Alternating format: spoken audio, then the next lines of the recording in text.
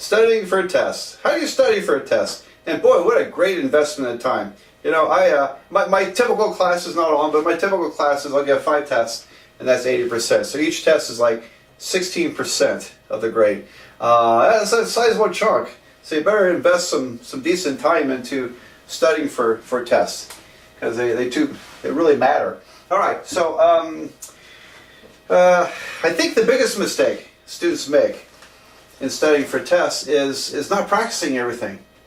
And so you might go back and look at it. Let's see, I did this, we did that about a week ago. You know, I really got that. I don't think I need to practice that. Convincing yourself that you know certain topics and don't need to practice it. Big mistake, big mistake. You still need to practice it. Go back and rework them. So I would say start at least the day before a test. Okay, don't wait till the day of the test to study.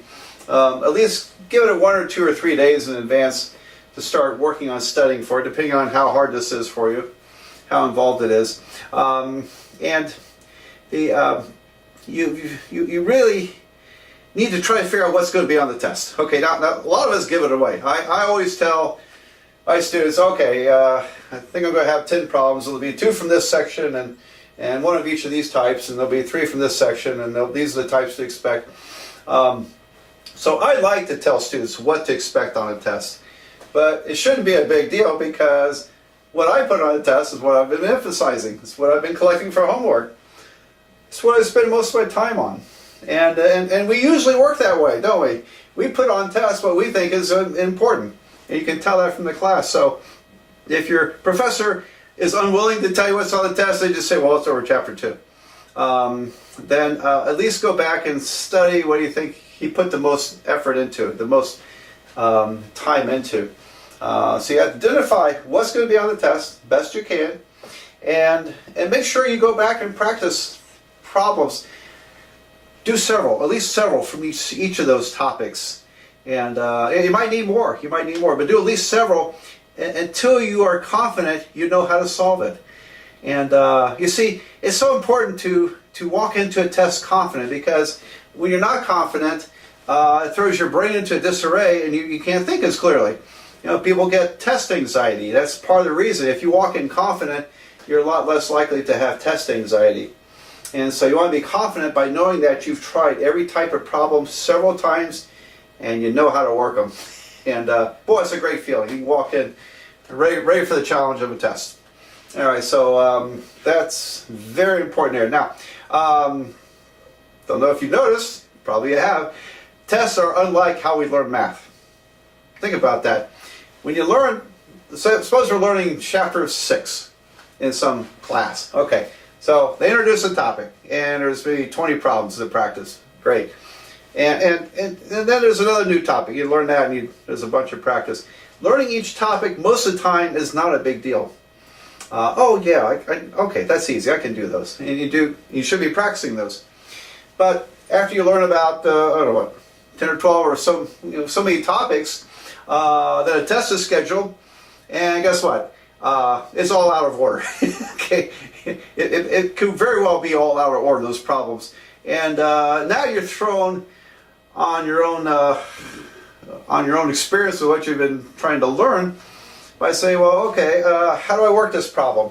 And so part of the challenge is looking at a problem and knowing what to do. And a lot of people draw blanks. They'll draw blanks with that.